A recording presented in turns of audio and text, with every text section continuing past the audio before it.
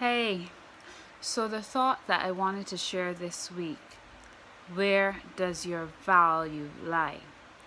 Now, we're living in a world, it tells you that you need to be educated, you need to make a certain amount of money, you need to have a particular type of family structure, and so on. You need to even have a certain amount of likes in order to matter. And these things simply don't add up. And why can I say that? Because as impressive as it sounds to say, oh, I have all these degrees, I make all this money, or I have all these children, or I'm in a good relationship, or whatever. As I explained to my son this morning, when you die, people may mention them, but if that's all they mention, they'll forget you very fast. If a person can only say, yeah, she was very educated, oh yeah, she was good at putting on makeup, or yeah, he was real good at business, boy. He understood how to run a business. Your skill set dies with you, and your use to others dies with you. And although you shouldn't live your life to be used by people, by users, you should live your life to be used by people who need help. Because when you die and people say, she was always very kind, he always made time to listen. No matter what was happening, he was there for me. My big brother used to put on my shoes and take me to school and lift me up when I fall down. That is how you make an impact. Those are the things that matter. Those are the things that people remember. Our impact. It's funny because, of course, everything I'm saying was already said by Jesus Christ. There was a period of time when his apostles were looking for prominence, and they all were talking about who can sit at his right hand and left hand in heaven and so on. And Jesus said, y'all have it wrong. Are you willing to drink the cup that I am drinking? Everybody understood he was the Lord, but nobody understood what made him the Lord. And what made him the Lord was his willingness to give up himself on behalf of humankind. You willing to give up anything? What are you willing to sacrifice in order for your legacy to matter? Ecclesiastes is a book of the Bible that everybody should read. People will say the Bible doesn't matter, and yet the wisest man who ever lived was Solomon, just like the Bible said. You will never find more wisdom than you will find in Proverbs and Ecclesiastes. And there's something that Solomon said that I want to share with you. He said in Ecclesiastes 1:18 that an abundance of wisdom brings an abundance of frustration. This is so true. Because there's a level of futility to this life that we live now, because no matter what you do, it ends.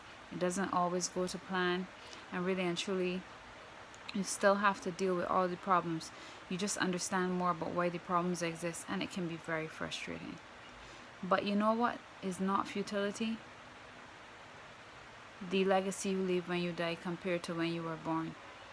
And we need to think about this, not because we're thinking about dying, but because we're thinking about what have we really done on this earth up to this point that actually matters? What have you done to make an impact? Who have you loved unconditionally? Is it all about you? Because that's what society is pushing. That's why we have a generation of narcissists. Me, me, me, me, me. Oh, I did this, I do that, and I post this and I post that and show everyone what I've done. And everyone says, oh, that's so cool, because while you're alive, yeah, people are impressed by things and impressed by people who show off. But it makes no impact on them. It only inspires them for saying, well, oh, this person has a degree, maybe I should educate myself. It's all about comparison, it's not about love. But when you go, but you have been good, but you've been kind, but you've done what is right, that is what matters. That is what making an impact is about. And I'm not just talking about giving to charity the money that you don't have to use anyway, and so that you can, or giving people and taking videos. I'm talking about going out of your way for others. I'm talking about thinking about other people besides yourself. Telling yourself, maybe so-and-so is going through a hard time. Let me shout them. Let me continue. I'm talking about taking a slight. I'm talking about overlooking something that somebody did to you to the extent that you can. Sometimes you cannot. Sometimes you have to let people go because it's to their benefit. But doing what you can to be the best person possible It's how you add value to your own life and add value to the world. And it matters. So this week, it's all about where does your value lie. The last scripture I have for you is from Mark 10, verse 42 to 44, when Jesus made the point that the rulers of the nations, they lord their authority over people. So what makes them important? They behave in such a way as though they're better than others, and they use their authority to get everything they want out of it. But he said if you follow him, that cannot be your way. He said you have to be a slave to all. What does that mean? It means that for every single person that exists, that you can try with them. It doesn't mean you'll be successful, but that you'll be willing to serve, willing to help. In times that are coming, we don't know what will happen. We have this war looming, we have all sorts of different things going on.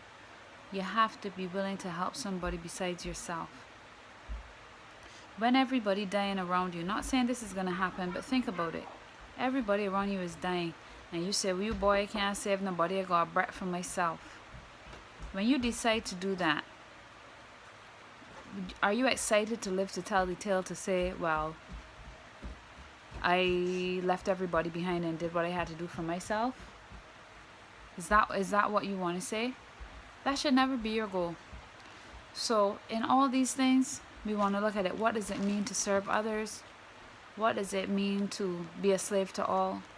What does it mean to continue to be kind? Because at the end of the day, it is the times of adversity that really show us who we really are, what our character is. And it comes out to the kind of person and the quality person that we've been. The same Bible says that taking in knowledge of the same Jesus can give us everlasting life. There's a part of us that's eternal, but a lot of us don't tap into it because our life is about us. How are you going to benefit from somebody whose life was about saving everybody if all you think about is yourself? There's a lot to think about, but the point is that service and doing good for others and all the things that you tell yourself might be things that you'll get to one day, because right now you gotta look at you. You have to look at yourself too. But if you can't do anything for anybody else, it never works out to your benefit. And in the end, when your story is told, it's not really a story worth hearing. Oh, she did everything she could for herself. Okay.